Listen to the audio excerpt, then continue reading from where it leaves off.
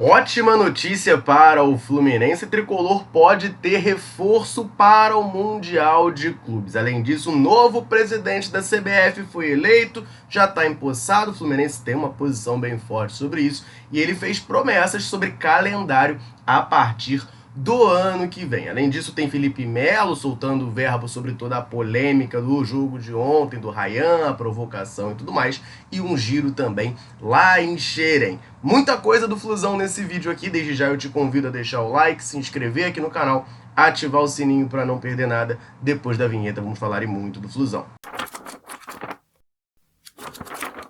Essa é uma ótima notícia para o Fluminense e eu confesso que achei também surpreendente, mas o Fluminense pode ter o reforço de Facundo Bernal para a Copa do Mundo de Clubes. Vale lembrar, né? O Bernal teve uma lesão na coxa, mas foi uma lesão grave, uma lesão de grau 3, e esse tipo de lesão costuma deixar o jogador bastante tempo fora dos gramados. Então existia uma possibilidade bem grande do jogador ser desfalque, permanecer como desfalque ao longo da competição, que já está muito próximo, né? O Fluminense tem mais 2 jogos Sul-Americana, quinta-feira contra o Once Caldas, depois contra o Inter, e aí já embarca para os Estados Unidos para disputar essa competição. Mas o Bernal pode voltar bem antes do previsto, e quem diz isso é ele mesmo. O próprio Facundo Bernal participou de um programa de rádio lá no Uruguai, deu uma entrevista, falou sobre diversas coisas, e uma delas foi sobre a possibilidade de estar apto para jogar a Copa do Mundo de Clubes. Se liga aí na declaração do nosso volante. Claro, ¿qué te parece? Para un uruguayo tener la chance de estar en el Mundial de Clubes es una locura. Aparte, la primera edición con este formato, juegan los equipos más salados del mundo. Me parece que me imagino que debes estar apuntando a llegar ahí con todo.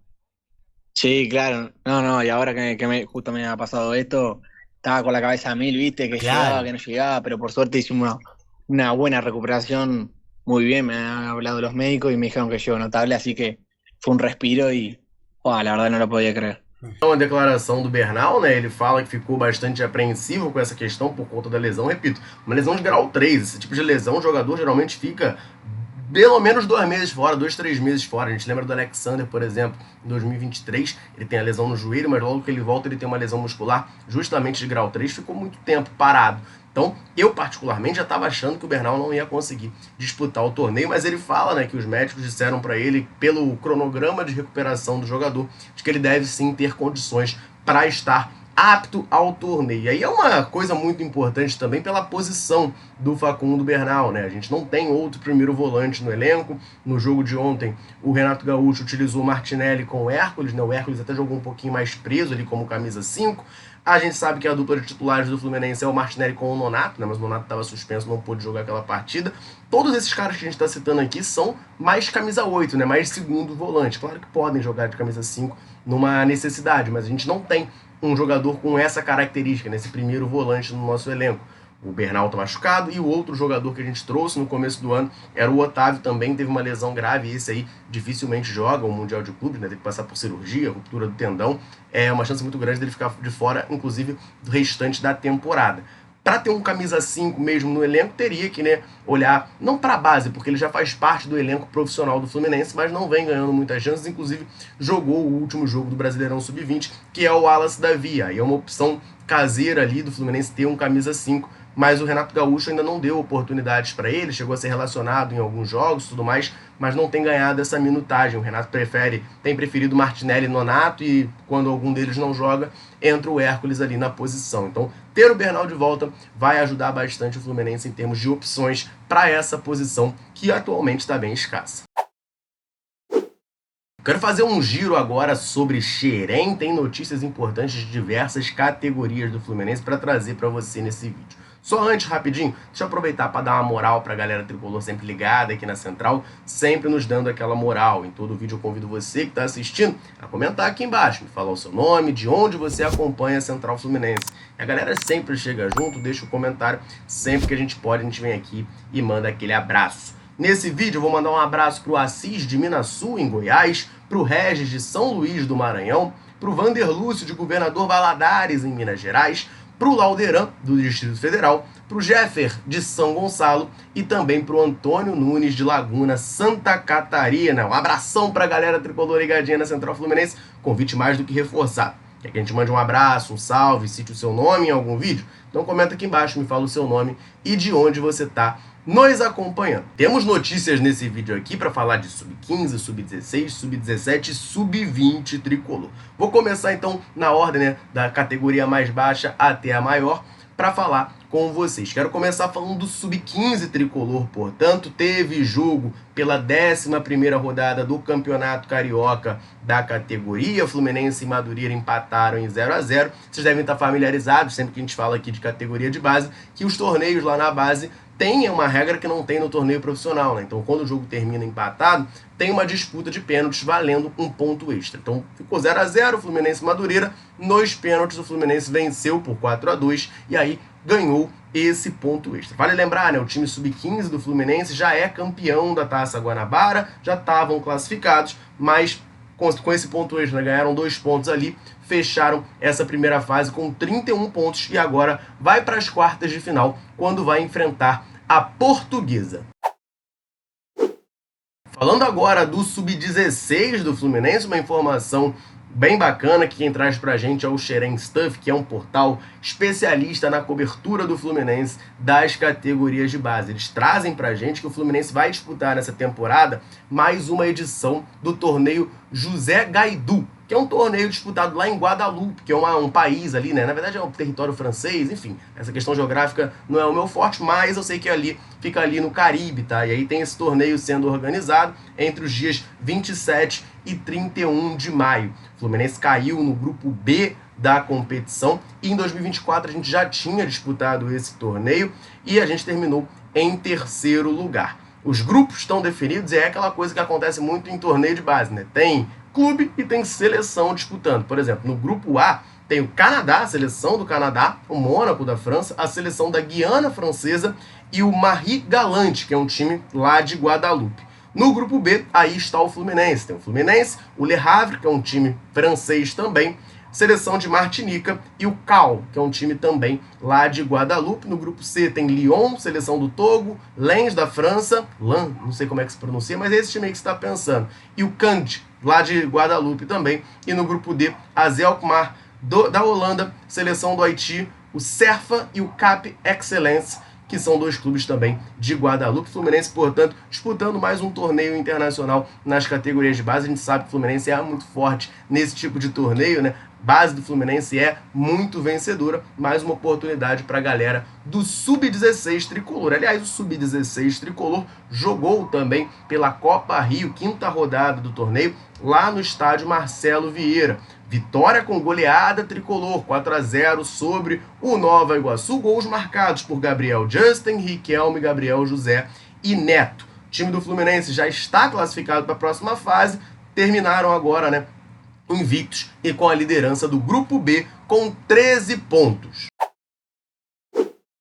Vamos subir agora para o Sub-17. Também teve jogo do Campeonato Carioca da categoria, também um jogo no estádio Marcelo Vieira. O Fluminense goleou o Madureira por 5-1. Os gols do Fluminense foram marcados pelo Caio Henrique 2 vezes, e esse é um jogador que já foi convocado para a seleção brasileira, Bernardo, Peter e Pablo. Finalizou aí agora a Taça Guanabara, o time do Fluminense passou de fase em 4º lugar com 27 pontos e na próxima fase, nas quartas de final, vai enfrentar o próprio Madureira, né, que a gente acabou de golear, volta a enfrentar o Madureira nas quartas de final do torneio. Falando agora do Sub-20 tricolor, Fluminense passou pelo Serrano na primeira fase ali do torneio Otávio Pinto Guimarães, né? A gente eliminou nos pênaltis após o placar agregado de 1-1 e agora vai enfrentar o Carapebeus nas oitavas de final da competição. Também em 2 jogos, tá? As partidas estão previstas para o dia 31 de maio e dia 4 de junho. E o jogo decisivo vai ser justamente no estádio Marcelo Vieira. Então, competição ali do Sub-20, torneio Otávio Pinto Guimarães nas oitavas de final. Fluminense vai enfrentar o Carapebeus. Ele não tem papas na língua, cara muito sincero, e a gente sabe que na época de jogador também era bastante polêmico. Felipe Melo esteve no Maracanã ontem para acompanhar a vitória tricolor sobre o Vasco e ele deu a sua opinião sobre a polêmica envolvendo o atacante Ryan, que fez ali um gesto de C para provocar a torcida do Fluminense, e também o Guga, né, que foi o grande destaque da partida, que prontamente, vendo a situação, foi lá cobrar ele, teve até um princípio de confusão ali após o gol. Vejam aí a declaração e a opinião do Felipe Melo. Eu vou falar um pouquinho do Ryan, que foi lá e fez um C pra torcida do Fluminense. Isso faz parte do futebol, rapaziada. Ele tem mesmo que sacanear. O Guga fez muito certo de ir lá cobrar. Eu não vou ser hipócrita. Se fosse comigo, eu tivesse dentro de campo, faria o mesmo. Mas isso é futebol, faz parte do futebol. Cara, tá aí a opinião do Felipe Melo, e assim, eu não poderia concordar mais, eu até falei um pouco sobre isso no vídeo de mais cedo, né, e a minha opinião foi concordou muito com a dele. Eu acho que faz parte do jogo. O Ryan quer provocar, assim, o tiro acabou saindo pela culatra, né, porque o Fluminense virou o jogo, saímos com a vitória, com os 3 pontos, mas ele fez a média dele com a torcida. Eu acho que essa provocação é natural do futebol, faz parte. Claro que a gente, como tricolor, vai pegar a raiva do cara, vai ficar irritado. Eu, na hora que vi a situação, subiu um ódio, claro, normal, mas faz parte do futebol isso, essa provocação, até porque não foi nada, assim, que cruze os limites da lei. Eles botam uma pira, o Fluminense, de fato, jogou a Série C, os rivais gostam de usar isso para provocar e querer zoar o Fluminense. A gente sabe, né, do nosso valor, por outro lado, enfim, eu nem me ofendo muito. A questão da situação ali, eu me incomodei porque eu sabia que ele estava querendo me ofender. Mas falar de Série C em si não me ofende muito, até porque o Fluminense esteve lá no fundo do poço mesmo, é verdade, não é mentira. E depois a gente voltou, ganhou 2 brasileiros, ganhou a Libertadores e tudo mais. E o Felipe Melo falou uma outra coisa que eu também acho muito, assim, faz parte do jogo o Ryan provocar, tá no direito dele, e o Guga tá certíssimo, como tricolor, como jogador do Fluminense, ir lá cobrar ele. Faz parte do futebol isso. O cara vai, provoca, e o Guga tem a reação dele lá de defender o Fluminense. Eu acho que assim, tá tudo do jogo, tudo faz parte. E aí, como a gente saiu com a vitória, então, melhor ainda, tô feliz da vida. Mas é isso, o Guga tem que defender o Fluminense mesmo, né? Vi até muita gente reclamando dos outros jogadores do Fluminense que não foram lá defender. Eu não vou botar a mão no fogo por ninguém, eu até acho que tem uns jogadores que veriam um negócio desse e iriam nem ligar. Fingir que não é com eles e tudo mais. Mas o Guga, em defesa ali dos jogadores, eu acho que foi só o Guga que viu, porque foi uma situação ali perto de onde ele estava, e ele teve a atitude corretíssima, foi lá na hora cobrar, mandou o Ryan ir comemorar com a torcida do Vasco e tudo mais. Aliás, não é nem o Ryan que tinha que comemorar, né, era o João Vitor que fez o gol, tava comemorando, o Ryan tava ali de papagaio de pirata. Mas mandou o cara pra lá e tal, teve aquele princípio de confusão, seguiu o jogo, bola pra frente, Fluminense virou e a gente conseguiu essa vitória. E agora é oficial, CBF tem presidente novo. O Fluminense tomou uma posição importante quanto a essa eleição. A gente vai falar um pouquinho sobre isso, só antes convidar você ligado aqui na Central, correr no comentário fixado desse vídeo, porque lá tem um link para você baixar o aplicativo SofaScore. Fique por dentro de todas as estatísticas do futebol e acompanhe as partidas em tempo real. Então corre lá no comentário fixado, clica no link para baixar o aplicativo de maneira gratuita. Vamos falar então da CBF. Essa troca de comando não é segredo para ninguém que o novo presidente da CBF será, agora já é, o Samir Chaoud, lá da Federação de Roraima, né? Ele foi eleito, ele assumiria essa Federação de Roraima daqui a uns anos, mas ainda não assumiu e agora vai direto para a CBF. O pai dele, né, o Zeca Chaoud, continua lá como presidente da Federação de Roraima. Ele foi eleito hoje, né, na eleição que rolou lá na CBF, a gente já sabia disso, né? Foi eleição com candidato único. O Reinaldo Carneiro Bastos, que tinha o apoio da maioria dos clubes, não conseguiu formar a chapa ali, recolher as assinaturas necessárias para lançar a sua candidatura. Então foi apenas uma formalidade, né, a eleição do Samir Chaoud. Mas o Fluminense, ao lado de outros clubes do futebol brasileiro, fizeram um protesto quanto a isso, já chegaram a falar, né, abertamente que acham um equívoco muito grande a maneira que as eleições da CBF são comandadas. O próprio Fluminense assinou uma carta junto com diversos outros clubes declarando apoio ao Reinaldo Carneiro Bastos, né, quando ele estava querendo lançar a sua candidatura. Acabou não conseguindo lançar, e nessa votação o Fluminense junto com essas equipes fez um boicote, não apareceu lá para votar, né? Os clubes têm direito a voto na CBF, claro, o voto da federação tem um peso maior, mas os clubes têm direito a voto. Fluminense e outros clubes não apareceram lá para votar, né? Fizeram esse boicote. Na final a gente já sabia que o Samir Chaoud estava eleito, porque era o candidato único, não tinha muito o que fazer, então ele ia conseguir, claro, ser eleito ali presidente da CBF, mas é um cara que não tem o apoio da maioria dos clubes e o Fluminense está incluído nisso.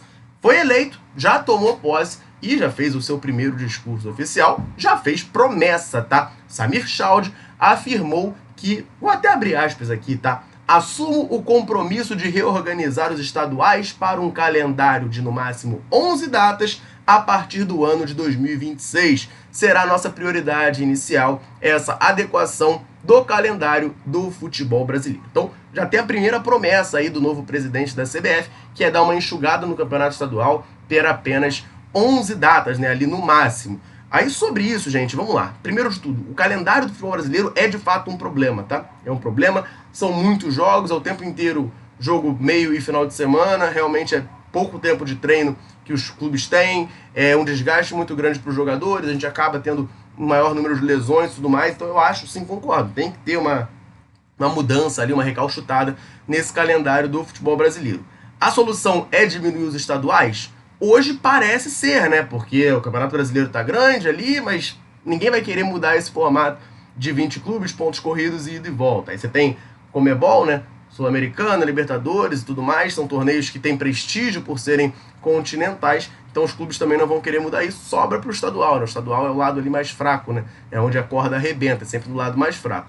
Eu, pessoalmente, né, minha opinião, minha maneira de enxergar é completamente oposta do caminho que o futebol brasileiro tem tomado. Eu acho que essa nacionalização do futebol é mais prejudicial do que benéfica. Eu sei que é uma opinião minha que é um pouco complexa assim de primeira, mas eu enxergo que você, acabando com os estaduais, você tira muita força dos clubes menores. A gente vê vários clubes menores se extinguindo, América, a própria Portuguesa lá em São Paulo, clubes que vão perdendo muita força, clubes que eram antes tradicionais, enfim, e que eram grandes formadores de jogador. Não estou falando isso aqui por caridade, poxa, eu queria tanto ver o América bem. Claro, eu gostaria de ver o América bem, é um clube bem tradicional e tal, perto da minha casa, inclusive, né? Agora não tem mais o clube, né? Demoliram para fazer aquele shopping que nunca mais subiu, né? Até hoje não começou a obra, mas é um clube aqui da região e tal, até simpatizo, mas a grande questão é que quando você tem menos clubes de bom nível e disputando competições relevantes dentro do país, é menos espaço que você tem para os talentos surgirem.